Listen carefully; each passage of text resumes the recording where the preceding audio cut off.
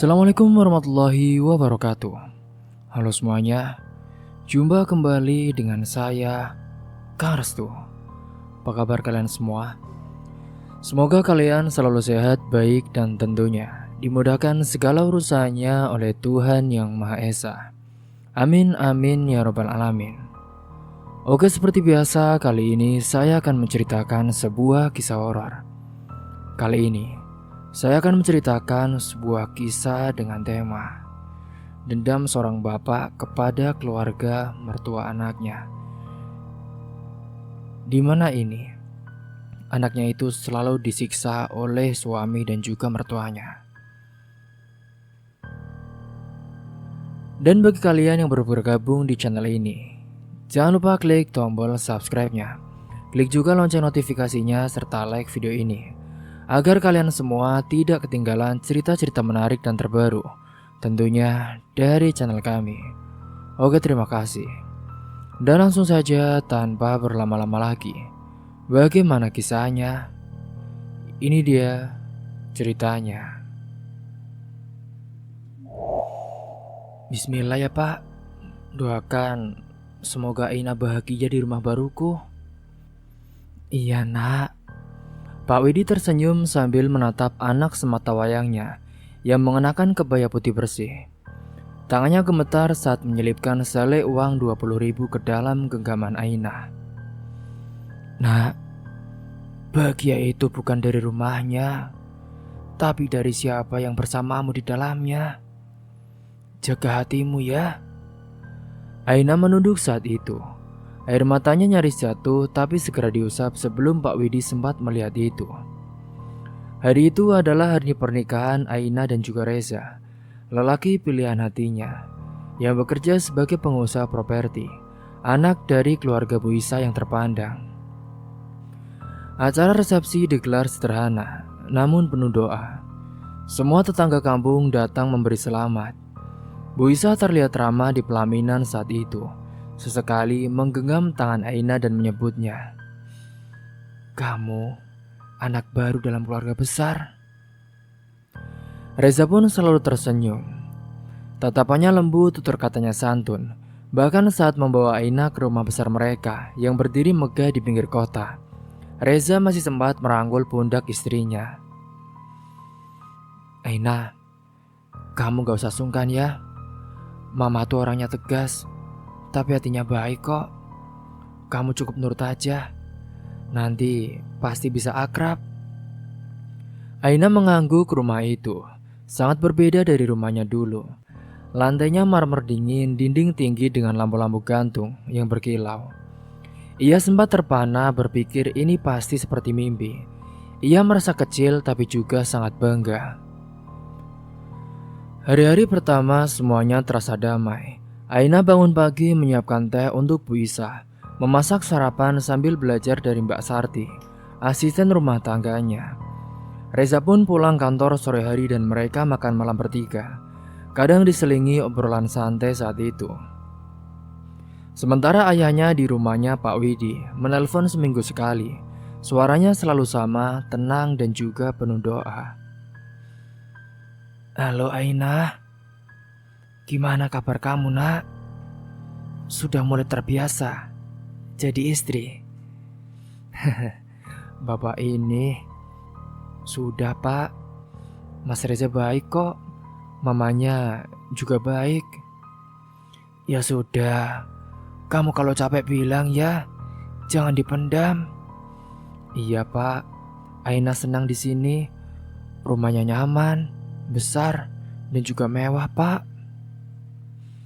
Tapi saat telepon ditutup, Aina diam cukup lama. Rumah itu memang besar tapi dinginnya kadang terlalu senyap.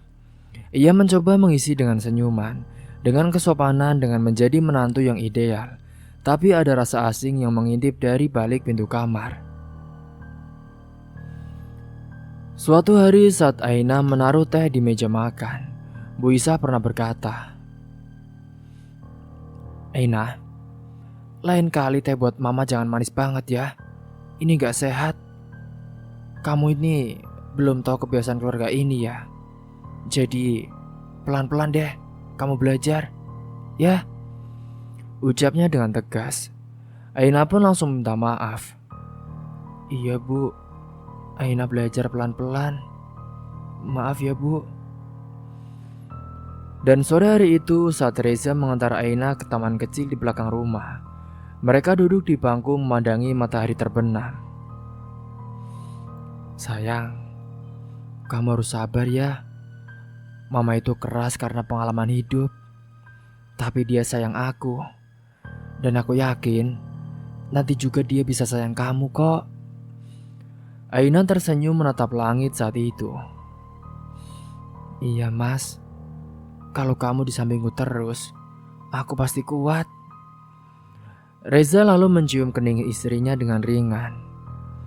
Pasti aku selalu ada di sini. Singkatnya seiringnya berjalannya waktu, rutinitas menjadi seperti jam berdetak yang tak bisa diatur ulang. Aina mulai sering sendirian di rumah, Reza sering pulang malam. Bu Isa mulai memeriksa banyak hal.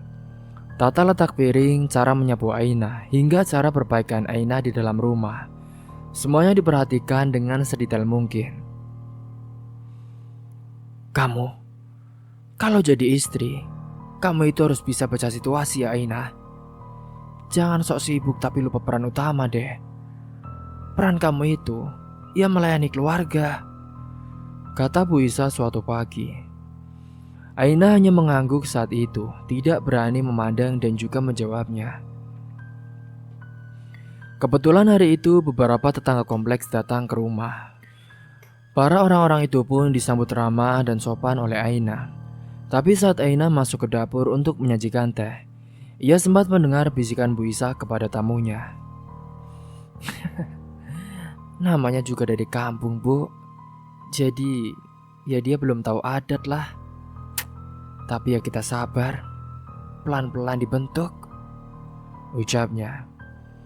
Aina yang mendengar itu sedikit sakit hati. Ia pun akhirnya mengunci diri di kamar. Ia memeluk guling menatap plafon. Tapi saat Reza pulang, ia tetap menyambut dengan senyum. Karena ia pikir semua akan baik-baik saja. Ia hanya perlu waktu.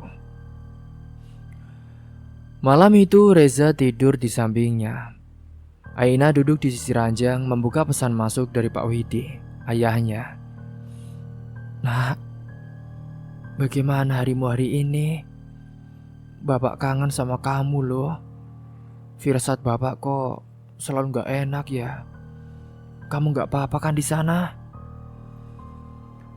Aina pun mengetik lama lalu menghapus. Akhirnya ia hanya membalas. Iya pak, bapak tenang saja. Aina baik-baik saja pak. Di rumah ini seperti surga yang butuh waktu untuk dihuni pak. Bapak gak usah khawatir. Aina di sini baik-baik saja. Syukurlah kalau gitu nak. Ya sudah, barangkali kamu mau istirahat. Salam ya buat Reza. Iya pak. Keesokan harinya saat itu, pada pagi itu Aina membuka pintu dapur. Ia melihat Mbak Sarti berdiri gugup. Mbak Aina, maaf mbak. Tadi Bu Isa bilang jangan pakai pisau ini. Katanya mbak belum terbiasa. Takutnya salah pegang jadi rusak. Aina hanya diam, tapi hatinya terasa seperti retak pelan-pelan. Ia menatap pisau dapur yang digantung ulang oleh Mbak Sarti. Pisau itu bukan sembarang alat masak. Di tangan orang lain itu hanya logam tajam. Tapi di mata Bu Isa itu bisa jadi simbol bahwa Aina belum cukup pantas memegang sesuatu yang berbahaya di rumah ini, apalagi mahal. Maaf ya mbak, saya cuma nurut, soalnya takut dimarahi, bising Mbak Sarti sembari berlalu cepat. Aina pun kembali ke kamar tanpa berkata apapun. Tapi senyumnya yang dulu selalu lembut setiap pagi, kini mulai berubah, tipis sekedar formalitas saja. Reza pulang malam lagi kali ini. Aina pun sudah menyiapkan makan malam. Seperti biasa, tapi kali ini ia menunggu sendirian hingga hampir pukul 9 malam. Dan saat suara mobil terdengar, Aina buru-buru berdiri merapikan jilbabnya dan tersenyum di depan pintu. Reza masuk sambil membuka jas dan menaruh tas kerja di sofa. Capek sekali tubuhku. Maaf ya sayang, tadi ada meeting dadakan. Aina mengangguk saat itu. Iya mas, gak apa-apa. Itu makan malamnya juga masih hangat kok. Reza duduk dan menyantap tanpa banyak bicara. Aina duduk di seberangnya, menatapnya sejenak lalu menunduk. Ia tak berani banyak bicara, hanya bertanya pun tidak juga. Ia tahu Reza sedang lelah, tapi di hatinya ada sejumput pertanyaan yang terus bertambah. Sejak kapan rumah tangga menjadi kompetisi? Siapa yang paling sabar? Ia benar-benar tahan dengan semuanya, dan ia akan mencoba semampunya. Singkat cerita, pada keesokan harinya, paginya Bu Isah pun menatap cucian di jemuran. Aina, kamu jemur baju Reza dari sisi kiri atau kanan? Aina menoleh bingung. Dari sisi yang biasa bu, di tiang dekat tembok. Itu jangan ngasal ya. Kita tuh harus cari sisi kiri atau kanan sinar matahari. Nanti warna bajunya bisa pudar sebelah loh. Kalau kamu belum tahu, tanya. Jangan sok-sokan bisa. Aina terdiam saat itu. Ia ingin menjawab, tapi takut kalimatnya terdengar membantah. Lagi-lagi ia hanya mengangguk dan juga menunduk. Segala sesuatu yang ia lakukan tampaknya salah, entah itu hal sepele ataupun hal biasa. Beberapa minggu berlalu, kini senyum Aina semakin pucat. Ia mulai sering melamun bahkan saat mengaduk teh. Tangannya pernah hampir menjatuhkan cangkir porselen kesayangan Bu Isah. Untung saat itu Reza tidak ada di rumahnya. Hari Minggu ketika itu, Reza memutuskan untuk mengajak Aina makan di luar. Katanya ia ingin menebus waktu yang terlewat akibat terlalu sibuk bekerja. Di dalam mobil saat itu Reza berkata, "Sayang, aku tahu mama keras, tapi itu karena dia gak pernah punya anak perempuan. Dia sayang aku, dan dia juga sayang kamu. Dia pasti pengen kamu ini bisa menyesuaikan diri sesuai apa yang dia inginkan." Aina menatap jalan. "Aku mencobanya mas, tapi kadang aku seperti merasa orang asing di rumah itu." Reza menghela nafas. "Aina, kamu jangan terlalu perasa. Kamu tuh sekarang istri aku loh. Istri pengusaha hebat. Harusnya kamu belajar kuat lah. Jangan dikit-dikit sensitif." Kata-kata itu menusuk, tapi Aina tersenyum seperti biasa. Senyum itu entah milik siapa sekarang, bukan milik Aina yang dulu. Suatu malam saat itu, Pak Widi menelpon. Ia sedang duduk di teras rumah mendengar suara jangkrik dan juga hujan rintik. "Halo, nak, gimana kabar kamu?" Aina menahan nafas, ia ingin bilang banyak, ingin mencurahkan seluruh isi hatinya. Tapi ia ragu-ragu, dan ia pun akhirnya hanya berkata, "Aku baik kok pak. Maaf ya pak, gak bisa sering telepon. Soalnya aku lagi banyak bantu di rumah." Pak Widi terdiam sejenak lalu menjawab dengan pelan, "Iya gak apa-apa. Kalau kamu sibuk karena bahagia, Bapak senang. Tapi kalau kamu sibuk karena harus kuat sendiri, Bapak akan datang. Mesti Bapak gak diundang. Anak Bapak harus bahagia." Aina memejamkan mata saat itu. Ia ingin menangis tapi suara Reza yang masuk ke kamar membuatnya buru-buru menutup telepon. Udah dulu ya pak." "Aina, malam ini kamu gak tidur duluan kan?" kata Reza sambil tersenyum. "Enggak mas, kenapa? jawab Aina. Tapi senyum Reza saat itu sudah bukan senyum yang sama seperti di hari pernikahan. Itu adalah senyum yang benar-benar bukan Reza yang ia kenal dulu. Singkat cerita, pada suatu siang, saat Aina sedang menyapu halaman depan, seorang ibu tetangga lewat sambil tersenyum saat itu. Wah, Mbak Aina rajin banget ya. Jarang-jarang loh lihat menantu Bu Isah yang bisa betah. Aina membalas dengan sopan. Terima kasih Bu. Ini kan sudah tugas dari seorang perempuan. Jadi ya biasalah Bu. Si ibu pun mendekat dan berkata dengan pelan. Kalau kamu capek, sempatkan duduk.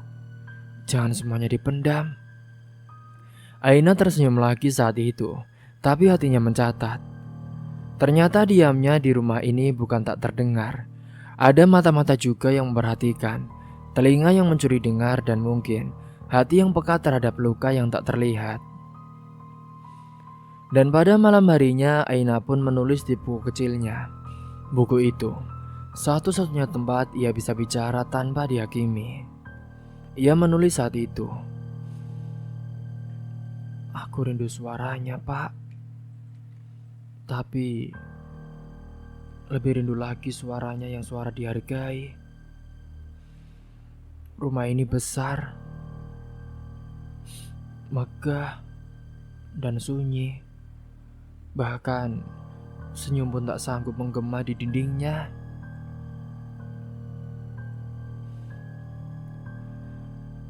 Setelah menulis catatan di buku kecilnya, singkatnya pada suatu pagi saat itu, Aina yang baru bangun, Bu Isa memanggil Aina ke ruang tamu. Di hadapannya ada koper kecil dan juga sebuah kertas. Aina, besok kamu ikut Reza ke cabang kantor luar kota ya. Kamu urus rumah dinasnya. Mama mau kamu belajar mandiri. Jangan terus nempel di sini, ya. Aina menggenggam rok panjangnya dengan erat. Ia tidak tahu apakah ia harus bahagia karena akhirnya pergi, atau takut karena justru akan lebih jauh dari satu-satunya tempat ia bisa pulang, yaitu rumah ayahnya. Sudah, jangan banyak bengong. Kemasi barangmu. Nanti malam Reza pulang dan langsung bawa kamu ke rumah dinas di Cirebon. Cepat, kata Bu Isa tanpa menoleh. Aina tidak menjawab saat itu. Ia hanya mengangguk pelan dan berjalan ke kamar, melewati dinding-dinding yang dingin dan juga lorong yang terlalu sepi. Di kamar ia membuka lemari pelan. Tangannya menyentuh baju-baju yang beberapa masih baru, hadiah dari pernikahan. Tapi semuanya terasa asing, bahkan bayangannya sendiri di cermin pun tidak lagi ia kenali. Malam itu Reza pulang membawa koper tambahan.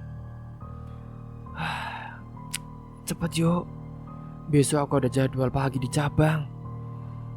Sudah, gak usah terlalu banyak pakaian. Di sana rumahnya kecil, tapi nyaman kok. Deket sawah juga, ucap Reza saat itu. Aina pun tidak bertanya lagi, ia hanya ikut. Seperti biasanya, ia diam dan juga patuh. Mobil melaju meninggalkan rumah besar yang ia pikir dulu akan menjadi surganya. Tapi ternyata hanya dinding bisu yang menyimpan terlalu banyak cerita diam. Sesampainya di sana, rumah dinas itu ternyata memang kecil.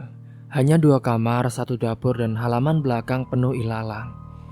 Tapi di tempat itulah Aina merasa sedikit bisa bernafas. Tak ada Bu Isa yang memperhatikan tiap geraknya. Tak ada langkah kaki di atas ubin yang membuatnya harus siap berdiri. Hari pertama di sana, Aina membersihkan semua sudut rumah. Dan hari kedua, ia mulai menyapu jalan kecil di depan rumah. Hari ketiga pun ia duduk di beranda membaca buku dan menikmati angin. Namun pada hari keempat, Reza mulai sering pulang larut lagi. Bahkan kadang tidak pulang sama sekali. Katanya harus menginap di kantor. Aina percaya saja meski dalam hatinya mulai tumbuh tanda tanya. Singkatnya pada suatu sore Pak Widi datang tanpa memberitahu lebih dulu. Ia pun berdiri di depan pagar kecil rumah dinas, membawa tas plastik berisi buah dan juga kue kesukaan Aina. Aina terkejut nyaris menangis saat itu. "Pak, Bapak kok datang ke sini, Pak? Ada apa? Ini jauh loh, Pak." "Bapak pengen lihat rumah barumu, Nak. Gimana? Kamu sudah betah apa belum?" Aina mengangguk saat itu. "Lumayan, Pak. Jauh dari kota, jadi lebih tenang."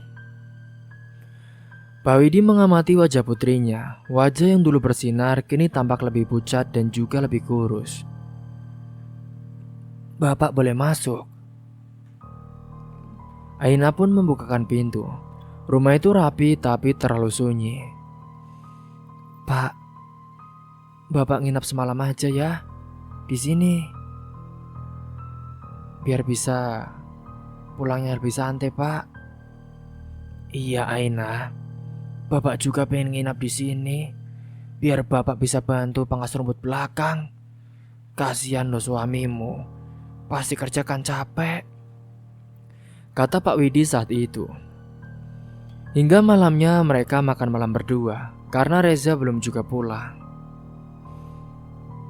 "Pak, kalau suatu hari seorang seperti Aina nggak kuat, tapi nggak boleh pergi, harus apa, Pak?" ucap Aina sambil mengaduk sendok di piring. Pak Widi meletakkan sendoknya. "Kalau kamu masih bisa bicara, maka bicaralah, Nak.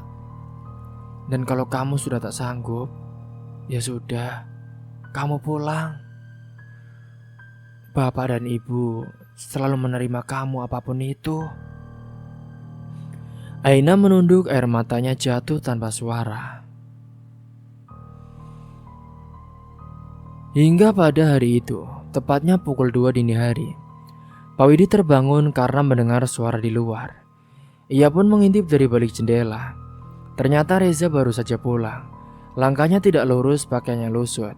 Ia langsung masuk ke kamar tanpa bicara pada siapapun. Pak Widi memejamkan mata, tapi hatinya sudah tidak tenang. "Loh, itu dari mana sih Reza? Kok kelihatan mabuk gitu?" Namun kali itu, Pak Widi tidak terlalu berpikir negatif kepada menantunya. Sementara pada pagi harinya, Reza pun sudah pergi lagi sebelum matahari terbit. Aina menyeduh teh untuk ayahnya saat itu. "Pak, maaf ya Pak, semalam Reza gak sempat sapa Bapak. Mungkin dia kecapean, Pak." Pak Widi pun tidak langsung menjawab. Tapi sebelum berangkat kembali ke desanya, ia menepuk tangan Aina. "Kalau kamu butuh Bapak, panggil saja ya Aina. Meski hanya lewat bisikan dalam hati, Bapak yakin pasti kamu dengar." Dan 3 hari setelahnya, Aina tiba-tiba mengalami pingsan saat sedang menyapu halaman. Tetangga yang melihat pun langsung bantunya ke klinik terdekat. Dokter berkata saat itu Aina kurang makan dan juga stres berat. Ia juga menganjurkan Aina kembali ke orang tua sementara waktu untuk melakukan pemulihan. Namun Aina menolak. Tapi tetangga itu, seorang ibu berusia 50-an tahun, mengambil ponsel Aina dan mencari kontak yang bernama Bapak. Beberapa jam kemudian Pak Widi pun datang dengan raut wajah yang tidak lagi ramah. Ia pun membawa Aina pulang diam-diam tanpa izin siapapun. Hanya surat rujukan dokter yang bisa menjadi alasan formal. Dan saat mobil melaju meninggalkan rumah dinas itu, Aina duduk di samping bapaknya. Ia tidak bicara sepatah kata pun. Tapi dalam diam ia menggenggam tangan ayahnya erat-erat. Sesampainya di rumah kecil mereka di desa, Aina tidur selama hampir 20 jam. Ketika bangun, Pak Widi ada di sisi ranjang, membacakan doa dalam hati saat itu. "Pak, iya Nak. Aina belum nyerah kan? Tapi Aina juga gak tahu harus gimana Pak. Pak Widi mengangguk saat itu. Kamu tidak perlu menyerah.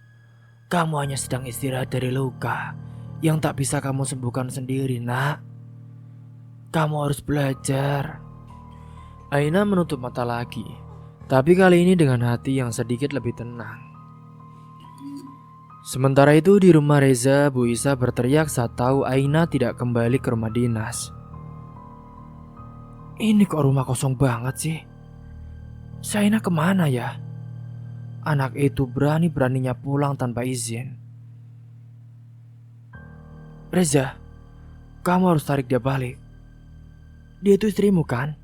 Bukan anak kecil. Reza hanya menghela nafas panjang, lalu berkata lirih. Aku tuh sebenarnya malas, mah. Aku nggak tahu harus mulai dari mana lagi. Sementara di sisi lain pada malam itu, saat Aina tertidur di rumah ayahnya, Pak Widi duduk di meja makan. Ia membuka laptop, mengetik satu nama, Reza Prakoso, lalu menekan tombol enter.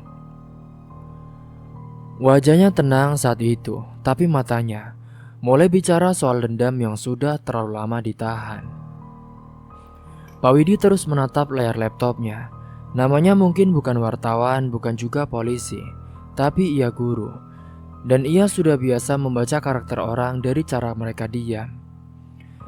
Ia tahu sesuatu yang Aina sembunyikan pasti lebih besar dari sekedar konflik rumah tangga. Ia pun membuka dokumen-dokumen digital. Membaca satu persatu, Reza ternyata memiliki beberapa bisnis kecil atas namanya sendiri. Tapi semuanya terdaftar baru setelah menikahi Aina. Beberapa nama perusahaan pun terhubung dengan rekening pinjaman, cicilan kendaraan, bahkan satu nama peminjam dari lembaga yang tidak resmi. Aina, kamu dijadikan pelindung badai oleh orang yang kamu sebut pelabuhan, gumamnya dengan lirih. Dan pada keesokan paginya, Aina duduk di beranda. Ia menatap sawah yang basah oleh hujan malam. Ia membawa buku catatannya yang hampir tak pernah dibuka sejak pindah ke rumah dinas.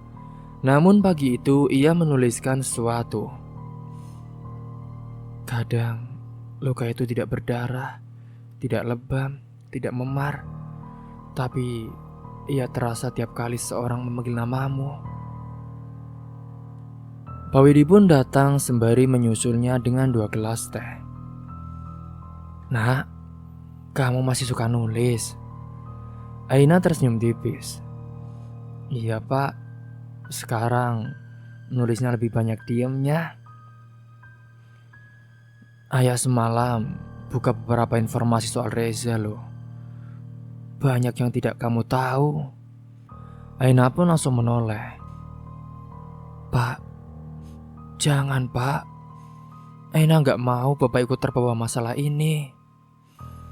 Ya masalahnya bukan lagi soal kamu sebagai istri, nak. Tapi kamu sebagai anak ayah, anak bapak.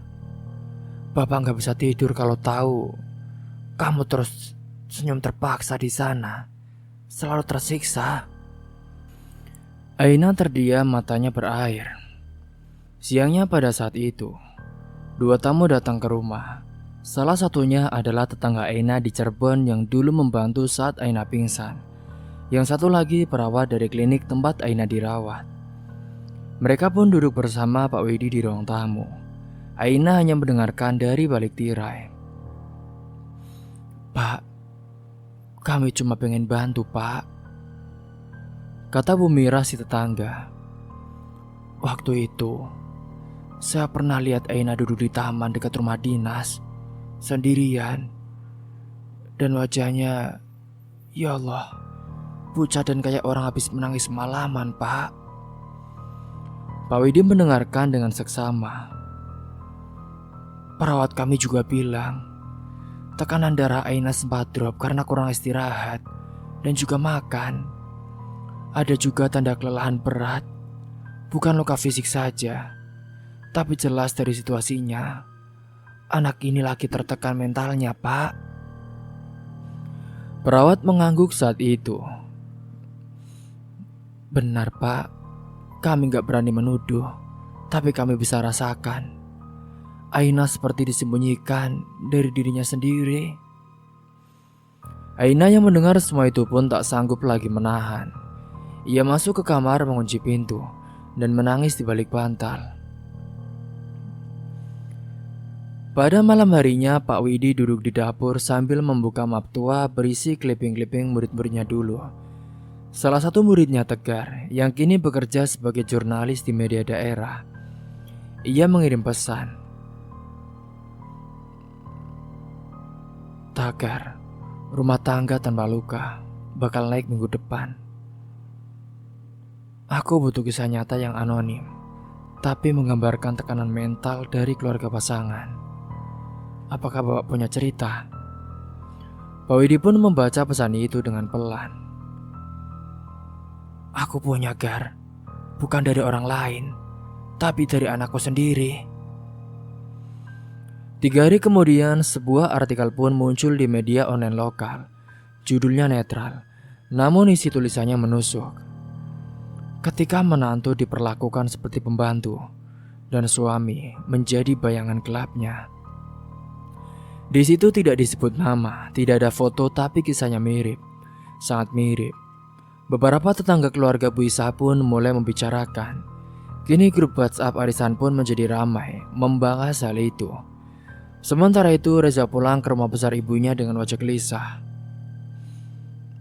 Mah, banyak yang mulai nanya soal Aina, Mah. Ada yang bilang itu cerita kita.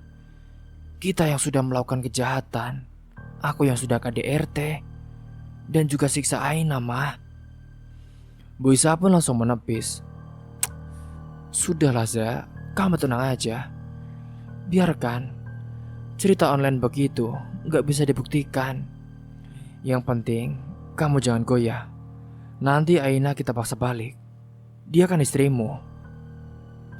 Reza diam saat itu. Untuk pertama kalinya ia merasa bukan Aina yang lemah, tapi dirinya sendiri yang mulai tak punya pegangan. Sementara di desa, Aina mulai kembali aktif. Ia pun membantu di taman baca, mengajar anak-anak kecil membaca dan juga menulis. Ia menata ulang kebunnya, bahkan mulai menjahit kembali, kegiatan yang dulu ia sukai. Pak Widi saat itu memperhatikan dari jauh. Ia tahu ada luka yang tidak bisa disembuhkan dengan marah-marah ataupun mengadu, tapi harus perlahan, dengan tempat yang aman dan juga cinta yang tulus. Sore hari itu pun Aina mendekat ke ayahnya yang sedang menyapu halaman. Pak, Aina nggak tahu, Pak. Apakah Reza dan Bu Isa tahu soal tulisan itu? Sudah, biarin aja, Nak. Kadang yang paling menyakitkan bagi orang yang biasa menekan adalah saat mereka tak bisa lagi menyentuh orang yang biasa mereka rendahkan. Sudah, kamu tenang saja. Di sini kamu aman. Aina mengangguk saat itu. Ia tidak ingin membalas dengan kebencian, tapi ia juga tidak mau kembali menjadi istri yang hidup dalam sunyi yang dipaksakan. Suatu malam saat itu, Aina menerima pesan dari Reza suaminya. Aina, aku mau ketemu, tapi jangan ajak ayahmu ya. Aina pun menatap layar lama sekali saat itu. Sebelum akhirnya menjawab, iya, aku akan datang. Tapi aku bukan Aina yang dulu. Itu pesan terakhir yang Aina kirim. Tapi ia tak tahu pesan itu sudah cukup untuk menyalakan api yang lebih besar di hati orang-orang yang tak ingin kisah mereka terbongkar. Malam itu pun saat udara mulai dingin dan rumah Pak Widi senyap oleh waktu, Reza dan Bu Isa diam-diam memarkir mobil di seberang jalan kecil. 2 orang laki-laki muda ikut bersama mereka, duduk di kursi belakang. Mereka bukan keluarga, bukan pula teman, hanya orang-orang yang bisa disuruh asal diberi imbalan cukup. Aina, cepat keluar rumah sebentar saja. Lihat, dia keluar sendiri itu, ke minimarket. Ucap Reza pelan dari balik kaca mobil. Bu Isa pun menatap tajam. Ayo, Sekarang, atau enggak sama sekali. Jangan bikin mama marugi banyak, Reza. Reza pun menggertakkan gigi, lalu memberi isyarat tangan. Dua orang suruhan segera keluar mobil dan menyelinap mengikuti Aina yang sedang berjalan ke minimarket kecil 2 gang dari rumahnya. Sementara itu di dalam rumah Pak Widi yang sedang menyeduh teh dan menunggu Aina pulang. Ia yang tadi menyuruh Aina membeli minyak goreng dan juga sabun. Tapi hingga jarum jam bergerak lebih dari 1 jam, Aina belum juga kembali. Pak Widi pun keluar rumah, sepi, tidak ada suara motor, tidak ada langkah kaki. Perasaannya mulai tak enak saat itu. Sementara di mobil yang melaju cepat menuju kota, Aina sudah tergeletak di lantai kabin belakang. Matanya terpejam, nafasnya masih ada. Ia pingsan setelah tadi berusaha melawan dan berteriak. Namun tenaga tak sebanding dengan niat jahat yang membungkamnya. Karena pada saat Aina sedang di minimarket, ia dibekap dengan bius yang membuatnya pingsan saat itu. Dan pada keesokan harinya, Pak Widi pun berdiri di kantor polisi sektor terdekat. Tangannya gemetar saat menyerahkan laporan orang hilang. Ini Pak, namanya Aina Widiasih. Ciri-cirinya perempuan, usia 27 tahun. Terakhir terlihat semalam Pak, sekitar pukul 8:15, mengenakan jaket abu dan celana hitam kain. Polisi menerima laporan itu dengan serius. Tapi Pak Widi tahu, waktu adalah musuh pertama ketika anak perempuannya berada di luar sana. Tak tahu di mana dan di dalam kondisi seperti apa. Ia pulang tapi tak duduk. Ia menelpon banyak nama, termasuk satu nama yang sudah ia curigai sejak lama, yaitu Bu Isa. Tak ada jawaban saat itu. Ini kok gak ada jawaban sih dari Reza ataupun ibunya. Aina kemana sebenarnya ini? Aduh, bikin cemas saja. Sementara di sisi lain, di ruang kosong belakang salah satu properti kosong milik keluarga Reza di pinggiran kota, Aina duduk bersandar dengan tangan terikat. Wajahnya pucat, tubuhnya lemas, tapi matanya tetap menyala meski penuh air. Bu Isa berdiri di depannya dengan wajah seperti batu. Aina, jadi kamu pikir bisa selamat setelah menyebarkan cerita itu, ah? Berani-beraninya ya kamu kabur dari rumah kami. Aina menggeleng dengan lemah saat itu. Bu, saya nggak pernah sebar apa-apa, Bu. Itu tulisan orang, bukan saya, Bu. Bukan. Bu Isa pun menyentakkan kakinya. Sudahlah Aina, berhenti ya pura-pura kamu. Kamu kira nggak ada yang tahu? Kamu punya kenalan wartawan kan? Kami tahu semuanya Aina. Dan kamu sudah keterlaluan. Reza berdiri tak jauh dari sana. Tangannya terkepal, hatinya menggelisah. Tapi saat mulutnya hendak membuka suara, Bu Isa lebih dulu menatap tajam. Kamu juga diam ya Reza. Jangan sok lemah di depan perempuan yang hampir menghancurkan bisnis keluarga kita. Ini istri kamu, tapi dia menghancurkan kita. Kamu mau? Aina menangis saat itu, bukan karena takut, tapi karena hatinya remuk. Ia tak menyangka orang yang dulu mencium keningnya di bawah langit sore, kini hanya berdiri membisu saat ibunya menghina tanpa henti dan juga menyiksanya dengan kejam. Aku cuma pengen jadi istri yang baik, Za. Bu, aku gak ada tahu urusan uang itu. Aku gak tahu soal apapun. Bu Isa mencibir saat itu. Jadi kamu tahu betul, makanya kamu kabur. Kamu pikir kamu bisa lari dari semua ini ya? Ceplak. Tamparan datang dengan keras saat itu, membuat wajah dari Aina semakin lebam dengan keras. Aina pun mencoba mengangkat wajah. Saya nggak lari, Bu. Saya cuma ingin pulang ke rumah. Rumah yang sayang sama saya. Maksud kamu? Tangan Bu Isa terangkat lagi. Sekarang tamparan keras mendarat ke pipi Aina lagi. Dan juga tendangan keras yang membuatnya Aina terjatuh ke sisi lantai. Tapi kali ini Reza menunduk. Ia tak berani melihat, hatinya digerogoti rasa bersalah. Tapi mulutnya terkunci oleh rasa takut. Ia takut pada ibunya, pada kehormatan keluarga, pada semua topeng yang akan lepas jika Aina bicara. Bu Isa pun berdiri lebih dekat saat itu. Ingat ya Aina, ucapnya sembari mencekik leher Aina. Kalau kamu masih berani buka mulut, aku pastikan bukan cuma kamu yang akan dihancurkan. Ayahmu juga akan kubuat merasa seperti pengemis tak berguna. Wah, lemparnya saat itu, sembari kepala Aina membentur dengan keras dinding di saat itu. Aina menutup mata, air matanya pun jatuh tak berbendung. Ia ingin berteriak, tapi yang keluar hanya lirih. Jangan, Bu. Bapak gak salah apa-apa. Jangan bawa-bawa dia, Bu.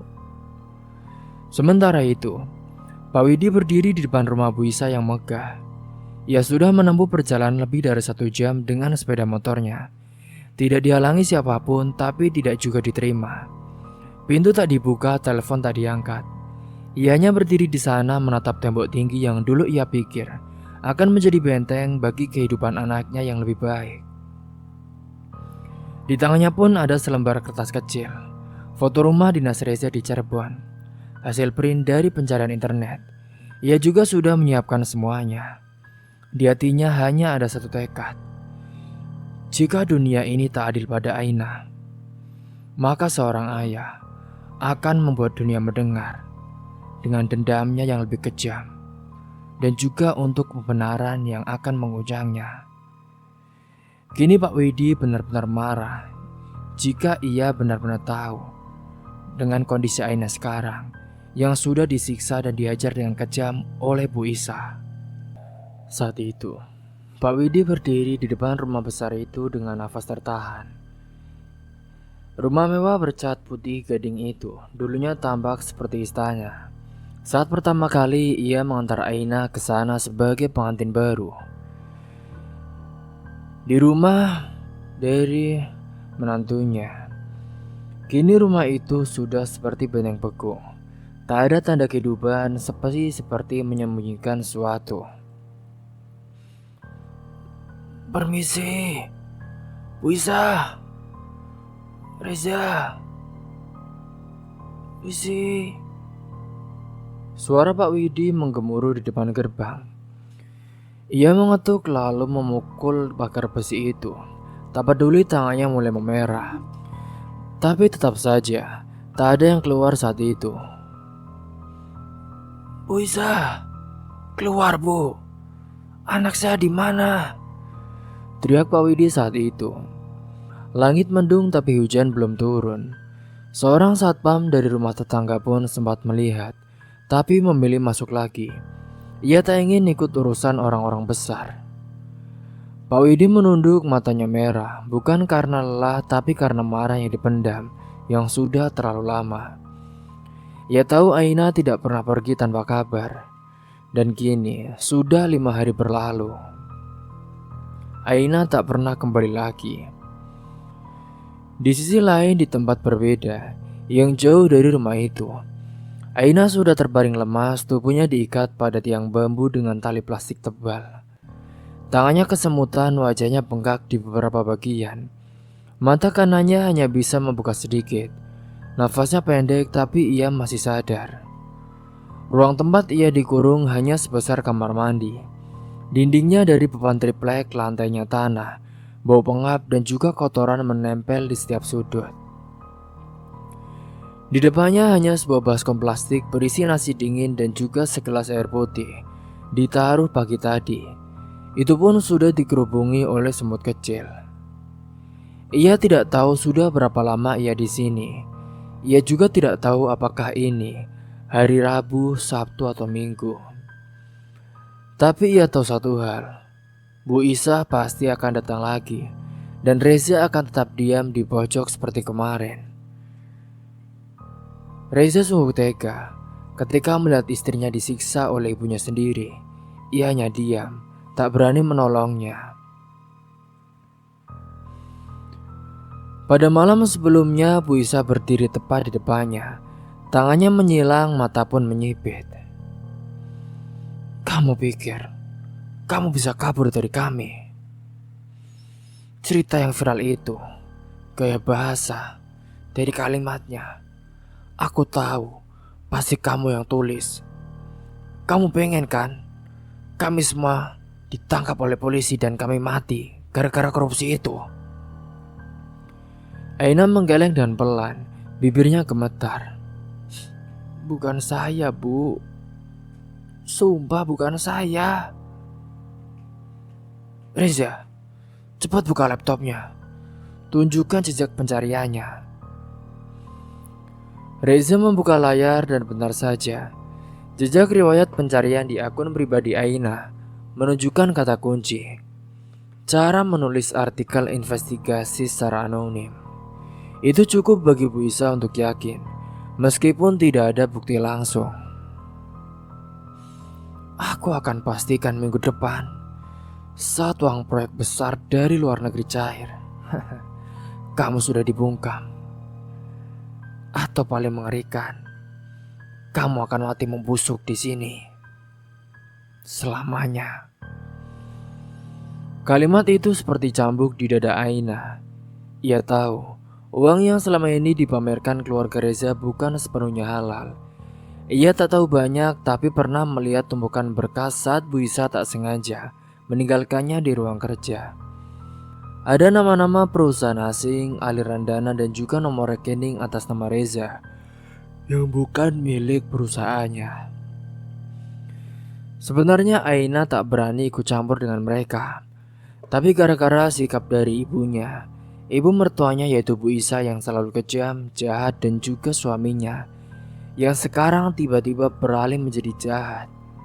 Ia benar-benar kecewa, dan ia tak mungkin diam saja ketika sudah tahu kejahatan itu maka harus dilawan. Dan saat itulah dulu ia memilih pulang diam-diam ke rumah ayahnya. Bukan karena ingin lari dari rumah tangga, tapi karena takut. Takut jika ia terlalu tahu ia bisa jadi ancaman, dan kini terbukti.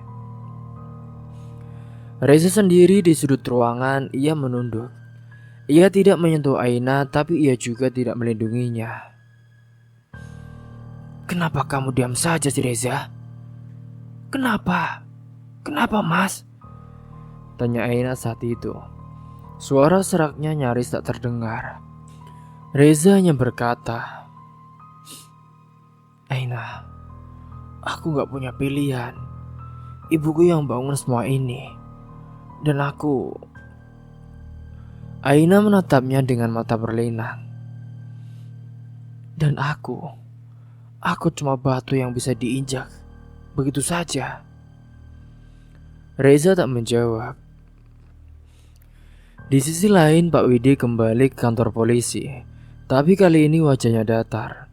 Seorang petugas polisi muda menyambutnya saat itu. Pak Widi, kami minta maaf, Pak. Sudah 5 hari pencarian, masih tidak ada hasil. Kemungkinan besar putri Bapak ini ikut kembali ke suaminya. Kami juga sudah cek CCTV minimarket terakhir, Pak. Dia memang keluar sendiri, dan juga tidak ada tanda paksaan. Pak Widi menatap tajam. Kalau dia memang ikut, kenapa tidak mengabari saya? Terus, kenapa ponselnya mati? Kenapa tidak ada satupun orang yang bisa saya tanya? Petugas itu hanya mengangkat bahu. Maaf, Pak. Kecuali ada bukti kekerasan atau penculikan, kami tidak bisa bergerak lebih jauh, Pak. Pak Widi pun pulang tanpa sepatah kata. Tapi malam itu ia duduk di ruang tengah rumahnya. Ia membuka map besar, di dalamnya ada fotokopi rekening Reza. bukti transaksi mencurigakan, dan juga ada printout artikel online yang menyindir keluarga elit korup yang memaksa menantu mereka bungkam. Ia tahu, semuanya akan sia-sia jika ia hanya menyimpan ini sendiri. Keesokan paginya ia pun menghubungi Tegar, mantan muridnya yang kini jadi jurnalis. "Tegar, yang kamu bilang itu, aku mau. Aku akan ceritakan semuanya, Gar. Tapi jangan sebut nama asliku ya. Dan jangan sebut nama anakku. Kamu fokus saja pada beritanya, bukan orangnya." Tegar mengangguk di ujung telepon. "Siap, Pak. Tapi saya minta satu hal, Pak. Kalau Bapak punya bukti, saya akan buat artikel ini tidak bisa dibantah oleh siapapun, Pak. Kita bukan menulis gosip. Kita akan menulis sejarah." Sementara itu, Aina mulai merasakan tubuhnya melemah, tapi ia tidak pingsan. Tidak kali ini, ia bertahan saat itu. Ia tahu kalau ia menyerah maka kebenaran berhenti sampai di dirinya. Tapi kalau ia bisa keluar dari sini hidup-hidup, ia akan buka semua dengan nama, dengan waktu, dan juga dengan bukti. Ketika saat itu, langkah kaki terdengar di luar. Bukan Bu Isa, bukan juga Reza. Langkah yang lebih berat seperti dua orang dewasa yang berbisik-bisik.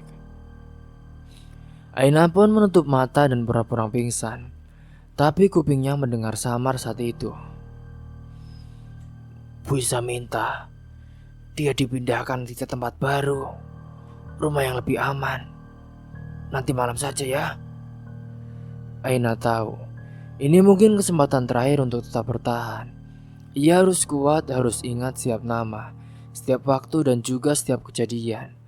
Karena kelak jika ia keluar dari tempat ini, ia tak hanya akan bercerita, ia juga akan bersaksi. Sementara di rumahnya, Pak Widi yang merapikan semua dokumen ke dalam amplop coklat. Di atas meja juga ada surat wasiat ditulis tangan.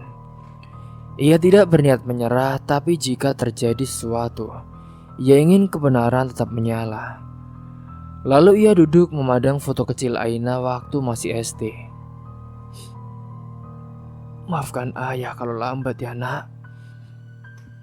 Tapi kali ini ayah akan datang, bukan hanya untuk menjemputmu, tapi untuk membuktikan bahwa kebenaran tak pernah diam." Ia pun menutup map itu dengan pelan dan bersiap. Dan besok paginya ia akan masuk ke tempat yang lebih gelap dari sekedar rumah mewah. Ia akan mencari Aina sendiri kemanapun mereka menyembunyikannya. Singkatnya pada saat itu, Aina pun membuka mata perlahan. Dinding kayu di sekitarnya masih sama, udara lembab dan juga panas. Ia mengira pagi belum datang, tapi dari celah-celah dinding tipis itu, cahaya matahari sudah merayap masuk. Tubuhnya lemas, nafasnya pendek, ia sempat berniat menyusun rencana kabur malam tadi, tapi fisiknya tak mendukung. Memang sejak 2 hari terakhir ia nyaris tak menyentuh makanan, hanya air putih itu pun tak bersih. Ia berusaha berpura-pura tidur ketika 2 laki-laki itu datang membuka pintu. "Ayo, kita angkat dia sekarang. Nanti bisa datang ke rumah mewah itu. Jangan sampai ada yang tahu tempat ini pernah dipakai," ucap salah satu dari mereka sambil menendang pintu perlahan. Aina menahan nafas berpura-pura pingsan. Dan tapi saat mereka hendak mengangkat tubuhnya, ia refleks menggerakkan tangan sedikit. Dia pura-pura ternyata, bos. Gerak tuh dia," kata laki-laki lainnya. Aina pun berusaha bangun saat itu, tapi tubuhnya gemetar. Dan saat ia membuka mulut untuk berteriak, tamparan mendarat dari kanan. Plak! Kepalanya pun terhuyung ke samping, tak sempat merespon. Tamparan kedua menyusul dari sisi kiri. "Diam, jangan bikin ribut. Nanti Reza marah loh." Aina merintih dengan pelan. Telinganya berdengung, mulutnya pahit, dan tubuhnya seperti tak lagi punya tulang. Akhirnya mereka semua mengangkat Aina seperti mengangkat karung beras yang sudah tak bergerak. Mobil hitam berhenti sebentar di jalan belakang, dan Aina dimasukkan ke bagasi saat itu. Tak ada cahaya, tak ada suara, hanya getaran jalan yang kasar di sepanjang perjalanan. Rumah mewah itu tampak sama dari luar, rimbun, megah dan juga bersih. Tapi di dalamnya kini menjadi tempat pengurungan. Tempat yang dulu disebut Aina sebagai surga setelah akad, kini menjadi penjara yang lebih dingin dari sumur tua. Bu Isa duduk di ruang kerja, laptop pun terbuka. Layar menunjukkan angka-angka yang membuat matanya berbinar. Akhirnya, transferannya sudah masuk. 5,7 miliar. Wah, aku bisa kaya raya ini. Ia pun tersenyum lebar. Reza, panggilnya. Reza datang dari kamar atas. Wajahnya kusut, kantung mata menghitam, tapi ia tetap menampakkan wajah tenang. Za, ini sudah cair semuanya. Kita kaya, Za. Dan sekarang tak ada yang mengganggu, termasuk anak itu. Semuanya sesuai rencana. Sekarang kita tinggal bersih-bersih nama. Aku sudah siapkan pengalihan rekening. Reza tak menjawab saat itu. Di dalam hatinya ada sesuatu yang tak bisa ia hapus. Bayangan wajah Aina, istrinya yang lebam, suara tangisannya, dan juga kata-kata lirih yang masih terngiang-ngiang tentang rumah, tentang cinta dan juga tentang luka yang tak pernah dianggap. Bu, dia masih di kamar bawah. Iya, dia dikunci rapat, gak bisa kabur. Makan pun dikasih secukupnya. Ya udahlah, bagus. Kalau gitu kita tunggu beberapa minggu. Setelah semua aman, baru kita pikirkan mau diapakan dia. Sungguh kejam perbuatan mereka. Sementara itu di rumah sederhana di desa, Pak Widi yang masih menatap peta kecil yang ia gambar sendiri di atas kertas HVS. Ia menandai lokasi-lokasi yang ia curigai. Rumah dinas, gudang tua, hingga rumah besar keluarga Reza. Matanya lelah tapi tetap tajam. Ponselnya saat itu bergetar, sebuah pesan masuk dari nomor lama yang sudah lama tak ia hubungi. Nama pengirimnya Mbak Rasti, mantan ART dari Bu Isa dulu. Pak, saya dengar kabar dari tukang kebun lama. Ini Bu Isa sudah pulang ke rumah besarnya, Pak. Mas Reza juga. Tapi saya nggak berani bilang lihat Mbak Aina, karena nggak boleh deket-deket kamar belakang. Tapi ya Pak, ada suara orang nangis malam-malam, pelan. Aku yakin deh Pak, itu pasti Mbak Aina. Jantung Pak Widi berdetak dengan cepat. Ia berdiri, mengambil map coklat yang berisi semua bukti. Tapi kemudian ia duduk kembali. Ia tarik nafas dalam-dalam. Ia tahu ini bukan saatnya bergerak sendiri. Beberapa jam kemudian Pak Widi duduk di kantor polisi utama. Kali ini bukan di sektor kecil, tapi langsung ke kota. Ia pun menyerahkan dokumen ke seorang penyidik bernama Pak Wahyu. Usianya 50-an, rambutnya mulai memutih, dan sorot matanya menunjukkan ia bukan orang baru di dunia gelap korupsi. Ini apa Pak? Apa yang bawa Bapak ini berat? Katanya setelah membaca setumpuk bukti transfer dan juga clipping artikel viral yang pernah diterbitkan. Ini Pak, saya percaya anak saya yang masih hilang itu ada di rumah itu Pak. Kalau saya salah, saya akan bertanggung jawab. Tapi kalau saya benar, saya minta tolong Pak. Tolong jemput anak saya pulang. ucap Pak Widi dengan suara pelan tapi jelas. Pak Wahyu menatapnya sejenak lalu mengangguk. Kami perlu waktu 2 jam untuk persiapan, Pak. Bapak siap kalau kami mau ke lokasi? Siap, Pak. Kalau perlu, saya jalan kaki pun saya siap, jawab Pak Widi dengan mantap. Sementara di rumah mewah itu, Aina duduk di pojok kamar bawah tanah yang dingin.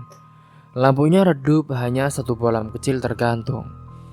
Tangannya masih diikat, tapi kali ini ia tidak bisa tidur. Ia duduk bersandar memeluk lutut, memandangi dinding dengan kosong. Suara langkah terdengar di luar pintu. Aina menegang. Pintu terbuka, Reza pun masuk. Sejenak ia berdiri diam, tak membawa makanan saat itu. Ia juga tak membawa minuman. Hanya berdiri dan menatap Aina yang sudah tak seperti dulu. Wajahnya tirus, matanya basah. Aina, aku gak tahu ya harus bagaimana. Dan aku juga gak tahu harus bilang apa. Aina tertawa kecil, suaranya pelan tapi mengerikan. Kamu tahu, ini lucu ya Reza. Aku dulu takut kehilangan kamu, tapi ternyata kamu sendiri yang rela melepaskan aku, seperti membuang barang. Reza pun menunduk. Aku terjebak, nah. Ibuku. Semua ini aku gak sanggup melawan ibuku sendiri, nah. Aina menatapnya tajam. Harusnya jika kamu sudah menjadi suamiku, tanggung jawabmu adalah aku, bukan lagi ibumu, ataupun adik-adikmu, ataupun keluargamu yang lain. Lelaki sejati tidak diukur dari seberapa banyak ia punya uang, tapi seberapa besar ia bisa melindungi kebenaran, bahkan saat semua orang yang memintanya diam. Dan saat Reza hendak membuka mulut lagi, tiba-tiba terdengar suara keras dari atas. Tok, tok, tok, tok. Wah, polisi. Cepat, buka pintunya. Cepat. Reza pun membeku. Bu Isa yang baru turun tangga nyaris menjatuhkan gelasnya. Apa? Polisi. Pak Widi berdiri di samping Pak Wahyu. 6 anggota polisi bersenjata lengkap berada di halaman depan.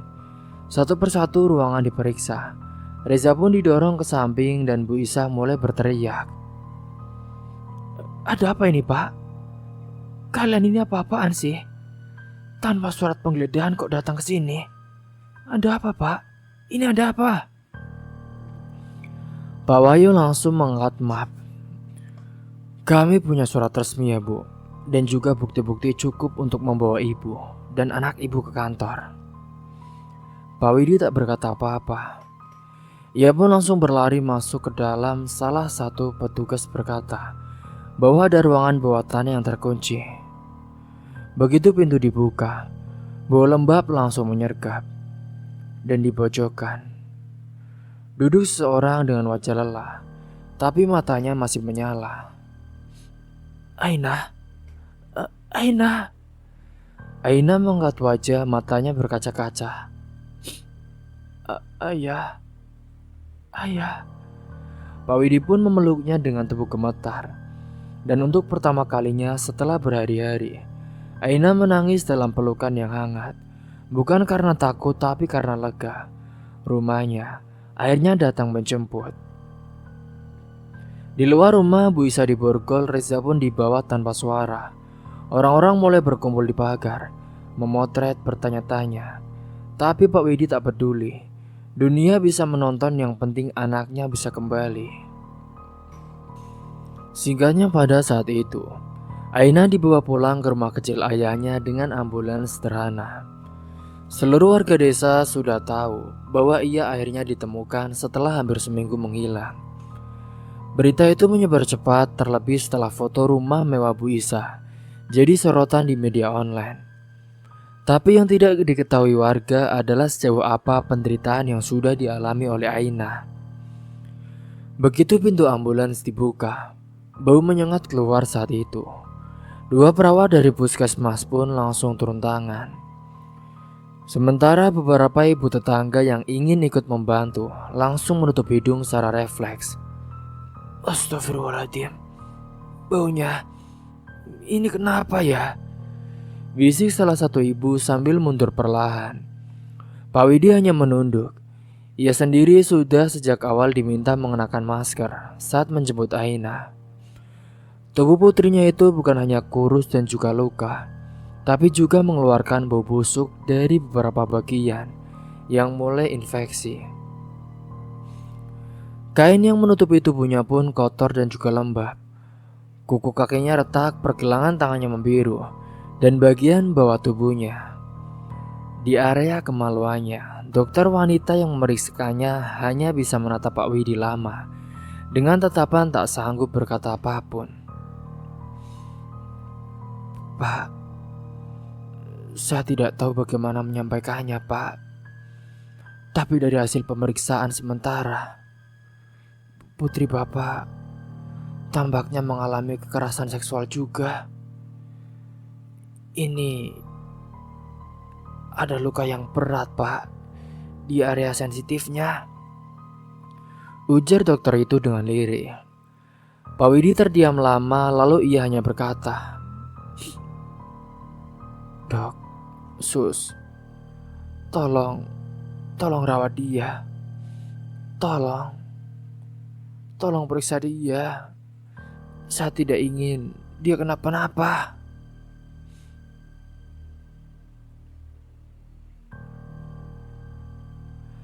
Sementara di dalam rumah, Aina tidur dengan selang infus di lengan. Matanya menatap kosong ke langit-langit seperti tak mengenali ruangan itu.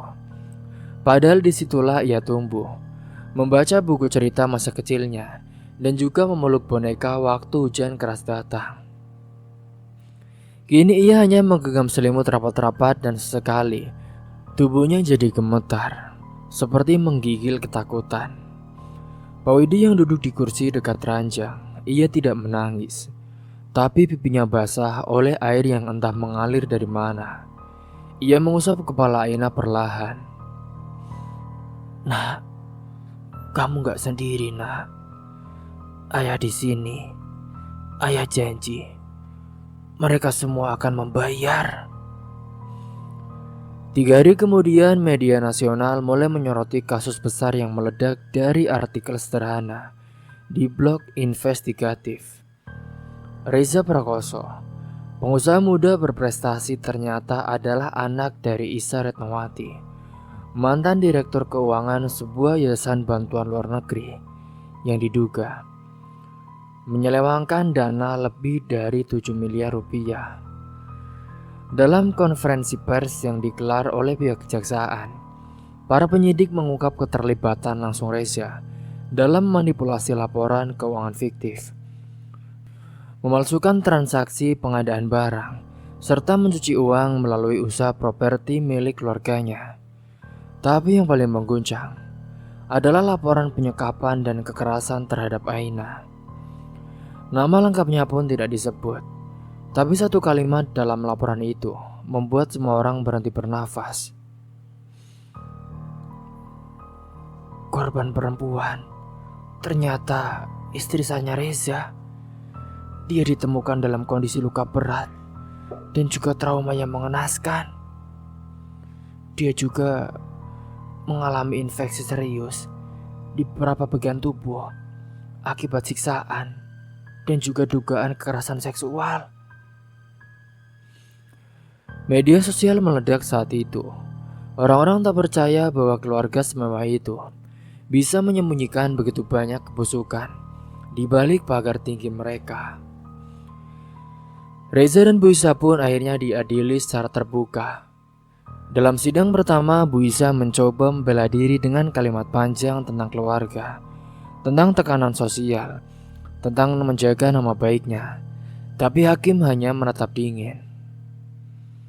Saudari terdakwa tidak sedang dimintai klarifikasi ya, tapi soal hukum. Anda ini dituduh melakukan penggelapan dana publik dan juga merencanakan kekerasan terhadap seseorang yang secara hukum dia adalah bagian dari keluarga Anda dan Anda malah mau membunuhnya. Sementara itu, Reza tak banyak bicara. Dalam satu kesempatan ia menunduk dan berkata pelan, "Saya tahu saya salah, tapi saya terlalu takut pada ibu saya dan terlalu pengecut untuk melindungi istri saya sendiri." Sementara dua lelaki-laki suruhan yang pernah menyekap Aina, yang akhirnya tertangkap karena terekam CCTV minimarket saat mengikuti Aina, mengakui bahwa mereka pernah diperintah untuk menghukum Aina. Mereka tidak menyebut secara gamblang apa yang dilakukan, tapi cukup untuk membuat hakim memutuskan agar mereka ditahan dengan dakwaan tambahan. Karena mereka berdualah yang telah melakukan tindakan keji kepada Aina. Sementara di rumah, Aina mulai bicara lagi dengan perlahan. "Mereka bawa aku ke tempat sempit, Pak. Gelap, dingin." Pak Widi mendengarkan dengan sabar. "Aku teriak, Pak, tapi tak ada yang dengar. Lama-lama aku berhenti berteriak. Aku pikir aku udah mati, Pak." Ia pun menatap langit-langit. Tapi ada suara ayah di kepalaku. Suara ayah bilang, "Aina pulang. Ayah tunggu." Pak Widi menggenggam tangan Aina dengan erat. "Sudah, Nak. Sekarang kamu sudah pulang. Sekarang kamu sudah di rumah." Aina mengangguk kecil, matanya berkaca-kaca. Tapi ada cahaya yang perlahan muncul lagi. Ia belum sembuh, belum juga pulih. Tapi luka-luka itu kini punya ruang untuk diberi waktu. 3 bulan kemudian Reza dan Bu Isah pun divonis bersalah. Reza diberi hukuman beberapa tahun penjara dan juga yang paling berat hukuman mati. Begitu juga dengan Bu Isah. Ditambah denda yang tidak bisa dibayar dengan uang keluarga lagi, karena semua aset mereka disita untuk mengganti kerugian negara dan juga biaya restitusi korban. Aina tidak datang ke sidang vonis, tapi suratnya dibacakan oleh jaksa. "Saya tidak ingin membalas dengan kebencian. Saya hanya ingin hidup saya kembali. Tapi setiap malam saya tidur, luka di tubuh saya bukan yang paling menyakitkan, tapi luka yang membuat saya tidak percaya bahwa rumah bisa menghancurkan lebih dalam daripada senjata." Semua orang yang hadir diam. Beberapa menunduk, beberapa menangis. Kini Aina pun menjalani terapi trauma setiap minggu. Ia juga mulai menulis lagi. Tapi bukan lagi tentang cinta atau pernikahan. Ia menulis tentang keberanian, tentang perempuan, tentang luka yang bisa jadi cahaya. Pak Widi kini menjadi sukarelawan untuk mendampingi para orang tua yang kehilangan anak akibat kekerasan rumah tangga. Ia berdiri di barisan yang dulu ia pikir tak akan pernah ia masuki. Orang-orang tahu bahwa keluarga bisa jadi tempat paling berbahaya jika tak pernah dijaga dengan kasih. Dan sore hari itu Aina pun duduk di beranda rumah, mengenakan sweater coklat, angin semilir membawa aroma tanah basah. Ia menggambar sketsa rumah kecil dengan pagar kayu. Di sebelahnya, ia tulis dengan huruf kecil, "Rumah bukan tempat paling mewah, tapi tempat paling jujur." Pak Widi duduk di sampingnya menyeruput teh dengan hangat. "Kamu udah siap buka suara di seminar minggu depan?" Aina mengangguk saat itu. "Iya, Pak.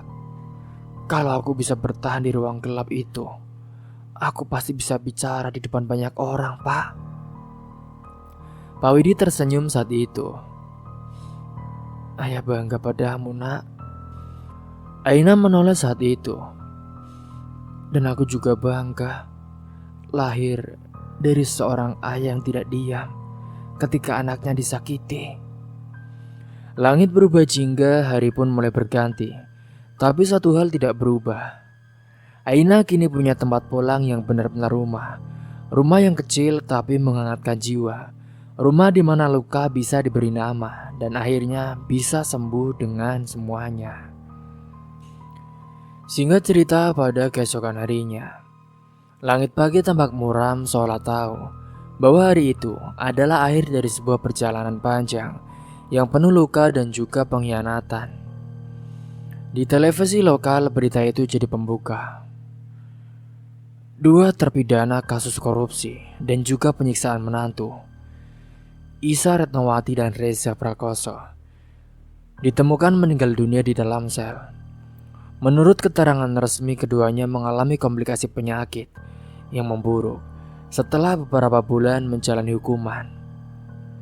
Padahal ia juga akan dihukum mati, tapi ajal sudah menjemput lebih dulu. Tak ada yang menangis, tak ada yang berduka. Bahkan para petugas penjara pun tampak lega. Berita itu sampai ke rumah kecil di pinggir desa. Aina yang sedang menyiram bunga di pekarangan. Saat mendengar suara televisi dari ruang tengah, ia berhenti sejenak, menunduk, tidak berkata apa-apa. Pak Widi berdiri di ambang pintu menatap putrinya dengan wajah tenang. Mereka sudah selesai, ucapnya dengan pelan. Aina tak menoleh, ia hanya membisik. Biar mereka jawab sendiri di tempat yang lebih adil dari dunia. Namun tidak semua yang terlibat dalam kejahatan itu bisa lari hanya dengan kematian. 2 orang laki-laki suruhan Bu Isa yang dulunya menculik dan juga menyiksa Aina ternyata masih hidup. Mereka dipenjara di rumah tahanan khusus. Sel mereka sempit, panas, dan juga gelap. Tapi itu belum seberapa dibanding apa yang menanti mereka malam itu. Pak Widi yang benar-benar marah setelah tahu bahwa kedua anak buah dari Bu Isa dulu, mereka juga sempat melakukan tindakan keji dengan memperkaos anaknya. Pak Widi pun di luar gerbang belakang mengenakan topi caping tua dan juga baju rompi longgar. Ia menyelinap dengan tenang seperti bayangan. Di dalam sel, kedua pria itu sedang tertidur pulas. Tapi suara langkah kaki yang mendekat membuat mereka terbangun. Sebelum sempat berteriak, kain hitam menutup wajah mereka. Tangan mereka diikat ke belakang dan pisau kecil menggores ujung lengan. Bukan untuk membunuh, tapi untuk membuat mereka tahu bagaimana rasanya kehilangan. Dengan perlahan, Pak Widi datang dengan menebas lengan mereka. Jeritan mereka tertahan kain, luka itu tidak dalam, tapi panas, pedih, perih, dan menyakitkan. Kalian pernah buat anak saya merasa mati walau hidup. Kalian juga berani menyentuh kesucian anak saya. Itulah akibatnya, ucap Pak Widi dari balik topeng. Sekarang kalian akan hidup, tapi merasa sudah tidak jadi manusia. Ia pun meninggalkan mereka tergolek dengan tangan kiri yang tak bisa lagi menggenggam, dengan luka yang tak bisa dijahit oleh dokter manapun. Karena tak ada laporan resmi di dalam sel itu, keadilan yang tak terjangkau hukum akhirnya datang dengan caranya sendiri. Beberapa hari kemudian, tubuh kedua pria itu ditemukan lemas di pojok sel. Mereka selamat tapi tidak utuh, dan tidak akan pernah kembali menjadi seperti semula. Apalagi saat itu darah mereka menetes banyak, jadi mereka kekurangan dana dan juga membahayakan dirinya. Di sisi lain di rumah, Aina duduk di ruang tamu, menulis artikel barunya. Kali ini bukan untuk blog, tapi untuk dibacakan dalam seminar nasional tentang penyintas kekerasan dalam rumah tangga. Ia pun menulis dengan hati penuh bukan dendam, tapi keberanian. Dan saat itu, kini Aina sudah benar-benar menjadi perempuan yang berbeda dari sebelumnya. Setelah rasa traumanya sudah semakin hilang, ia berdiri tegak dengan langkah baru. Ia pun sudah melupakan kejadian-kejadian mengerikan di masa lalunya. Kini ia tersenyum. "Pak, aku hidup lagi, Pak.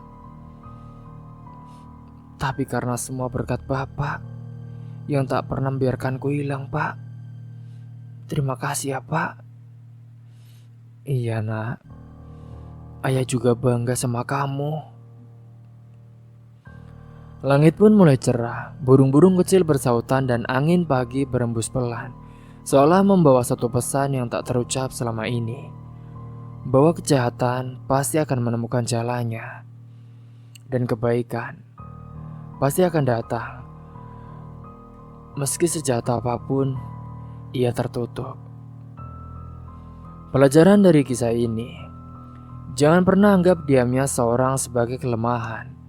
Karena orang yang paling diam bisa saja menyimpan amarah paling tajam. Dan orang yang paling sabar bisa menjadi badai paling menghancurkan ketika keadilan tidak datang dengan cara biasa.